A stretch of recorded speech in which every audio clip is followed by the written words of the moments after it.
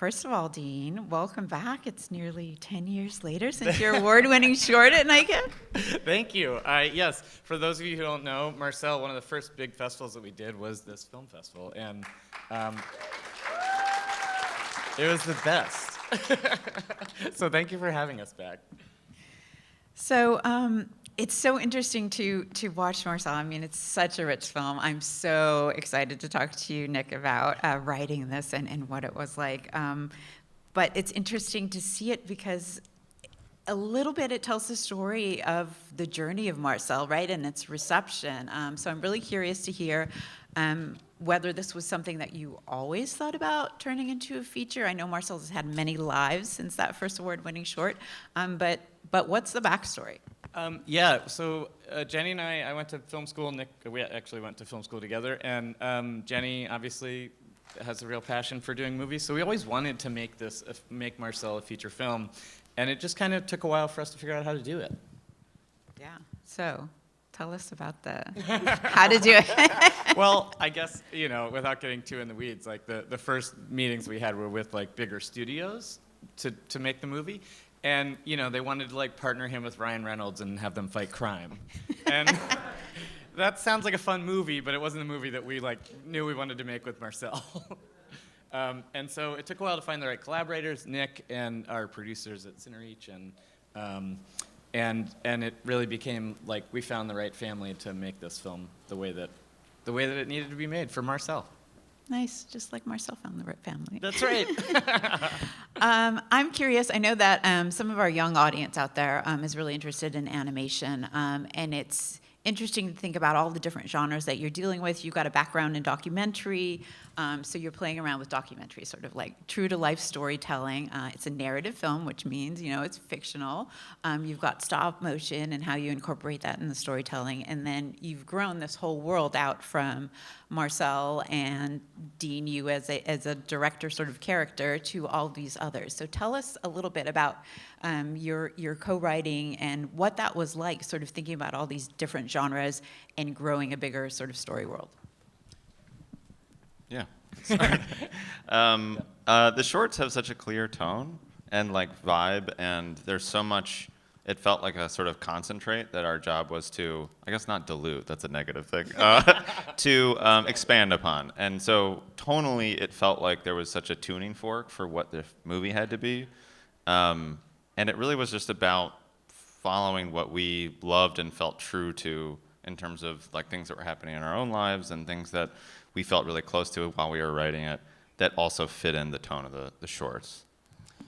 And I would say that in terms of the animation and sort of getting started in animation, I made those shorts not having a lick of experience making animation, as you can tell if you watch the animation compared to the animation in this film. And it just was really about a inspirational moment. And Jenny and I made this little short together with I think the whole thing cost us $6. And and I think it's important to stress that when looking at this, which is kind of so polished and it's a full feature and had a bigger budget and everything, that it really always starts with just that initial creative impulse of making something for fun. Nice, very nice. So let's just dig a little deeper into that. I'm curious, thinking about all of these kind of quirky scenes, I guess I'd say, with Marcel and how Marcel creates a whole environment with objects and things like that. Would you talk with your animation director about sort of what might work visually? Would you all start? Would it be riffing off of different possibilities? So Nick and I sort of engineered this very weird writing approach where we would write for a few months.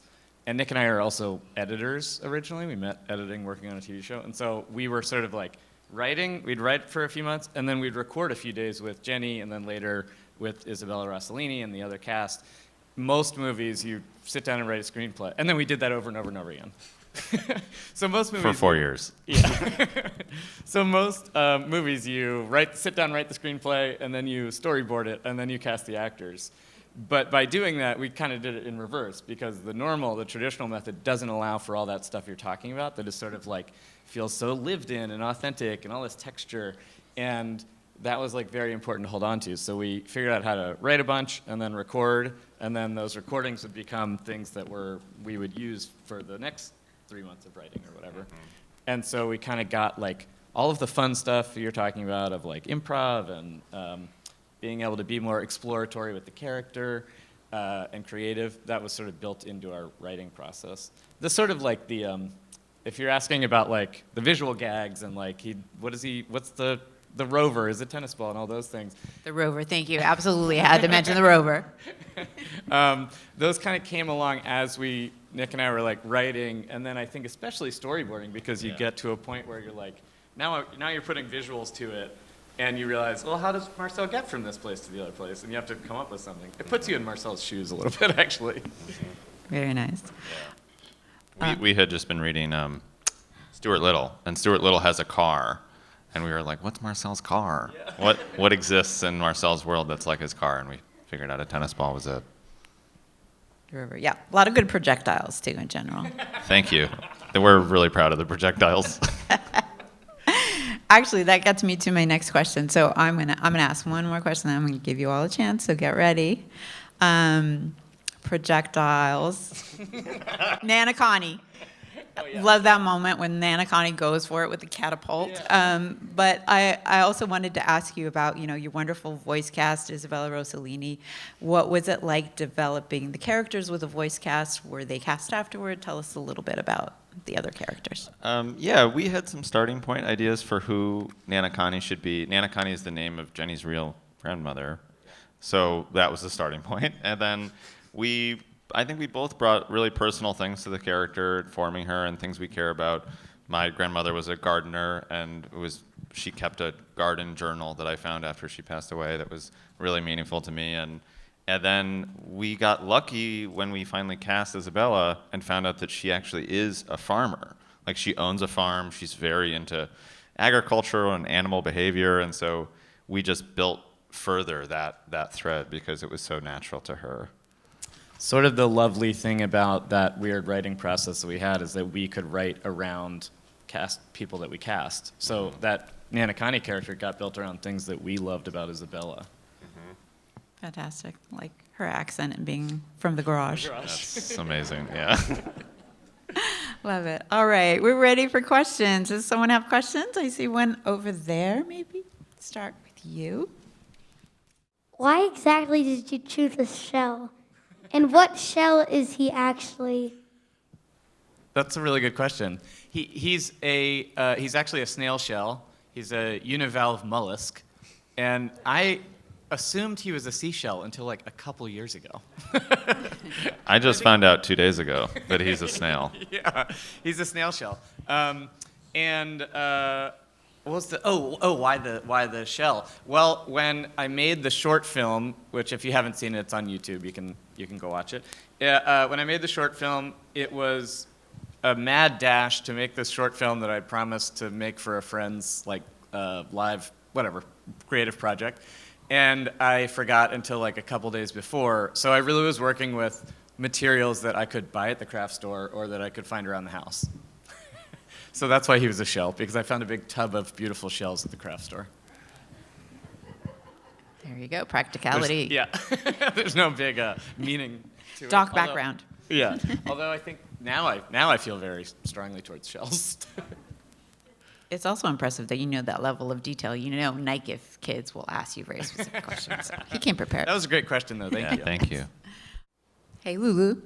Hi, Lulu. Did you make Marcel the Shell, or did you just buy it?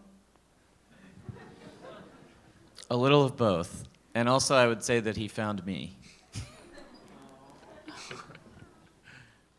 I was actually 10 years old when I first saw Marcel in the Nike 2011. And I remember filling out my little ballot, being like, that one was so great. So I'm a filmmaker and animator myself. And I'm curious how, I'm really interested in children's media and finding the balance of the uncanny with what feels magical for kids.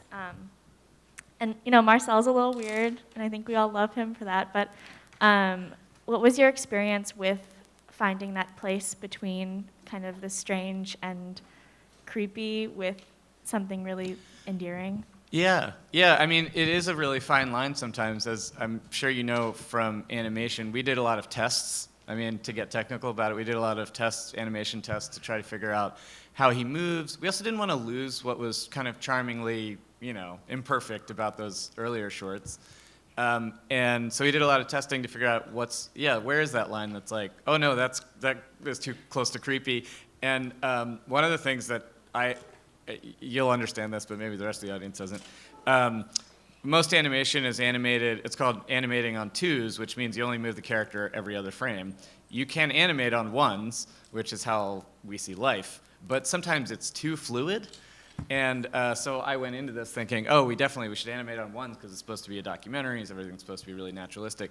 But we did those tests, and Marcel just seemed really creepy and not himself.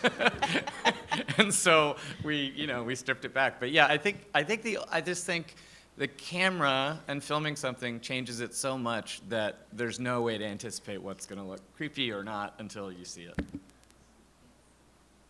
Nice. I have a question actually about working with Kirsten Lapore, who's one of our favorite animation directors. So tell us about that process. So Kirsten Lapore, who is the animation director on this film, I actually met because she had a short that I think played at this festival with Marcel. And I don't remember if we met here or we met doing a few, I think we met at Sundance maybe that year. Mm-hmm. And she's an incredible kindred spirit, I would say. And I think from seeing her short, which was also stop motion animation, she did this very beautiful short with characters entirely made out of sand and snow. Right. Yeah. And it was like, it just was so organic. And I think that she loves the same things that I love about stop motion, which is that it's imperfect. And like, there's people out there who are such great animators, they can make stop motion look, exactly lifelike. But we bonded over liking how sort of quirky and roughed up it is. But she's an incredible talent, and she has a TV show she's directing now, and we'll hear her name a lot in the future. Exciting. And just to follow up to that, I think it's interesting to feel that shift in tone. Like it's almost like it feels like the movement and a little bit of a pause, it lets you sort of shift in tone. And you all do such a beautiful job with, the comedy of it, but also, there's pathos, there's a lot of sentiment. There, you're not afraid to go into loss, but it's so beautifully uplifting. So just tell us about, how did you balance the tone in this? It's an amazing job. I think the writing process and the editing process working together really helped, because we would write these scenes and they would feel really heavy and true, but also, quite emotional. And then while we were editing, we would find some way to undercut it. So there's a moment where Marcel is at the window and he's contemplating, I think, Nana Connie's failing health. Oh, his family getting moved, and he's looking out the window, and then a bee bonks the window, and it sort of like undercuts the moment. Same thing after Nana Connie passes away, and there's that shot of the yard zooming out, and then the neighbor starts to yell at Dean, who's in the tree. Yeah. Finding those moments after really heavy moments was the way that and that probably wouldn't have been impossible, or wouldn't have been possible had we not had the chance to edit stuff and then write and then edit, because it was hard to predict how that tone was going to come out. By the way, the angry neighbor is Nick Paley's first and only performance in film. That's right. Yeah. Thank you. Yes. You guys are too sweet. It was very intimidating. Yeah, don't get my tree. All right, question back there. Hi, yes. My name's Max. I'm 15. And I was wondering about the animation process, because it's stop motion animation, but you have live action things incorporated, like with the dog. So I was wondering how you were able to get stop motion and something in person together like that. In a scene. That's a great question. There's a really long answer to this. I'm going to try to keep it short. Basically, like, when you see like a Marvel movie or something, we all kind of know, like, okay, well, they shoot the live action elements, and then it gets put into a computer, and they do all the CGI modeling, and they add those visual effects. So our process was like, imagine that two-step process, except we film the live action, and then instead of a computer, you have another shoot, an animation shoot, And we took incredibly detailed notes about the lighting on the live action thing so that we could recreate it on an animation stage. And then so a lot of like our animation stage was like all these lights and all this gear and all this stuff, but the only thing we're animating is Marcel. So it's all these lights pointing at like a single doily with Marcel on it. And then after we animate those performances, then it gets brought to a visual effects company and they merge the two so that it's seamless. With things like the dog, for example, like interactions between those two things, that's an observant question because it's like that's the most difficult thing is to get those two elements to hold hands. And so, for example, we put like a little snack on the bench for the dog to like lick that was like drilled into the bench so he couldn't just fully eat it. And so the dog comes over and licks it, and then the animator has the opportunity to animate Marcel around that lick, knowing, okay, I have to move him into position at this exact frame, and then when he gets licked, he has to bounce back a couple, so it's all, it's a lot of different filmmaking departments kind of holding hands and talking and communicating. It's the most expensive prank ever pulled on a dog. I noticed that there was like a pencil and like pretzels or something. How did you get the idea to incorporate those along with the shells? I always knew that I didn't want his entire community to be shells because it just seemed like, well, we all, I have family and we all look very different or whatever, and we all come from different backgrounds. And so the thing that we sort of hit on eventually was like, oh, well, it's not just seashells. It could be any kind of shell or any kind of like little thing. The philosophy underneath it that is not really spoken or whatever is that that I just invented so that we had a kind of motivation or a through line was that if an object is neglected for long enough, let's say in the back of a drawer or under a couch or something, it develops a spirit and a life of its own. So it was kind of like anything that you might find in your junk drawer. What inspired you to make this film? Wow, that's a really, really good question. Well, the character was sort of existed already because we had made this little short film just to entertain ourselves.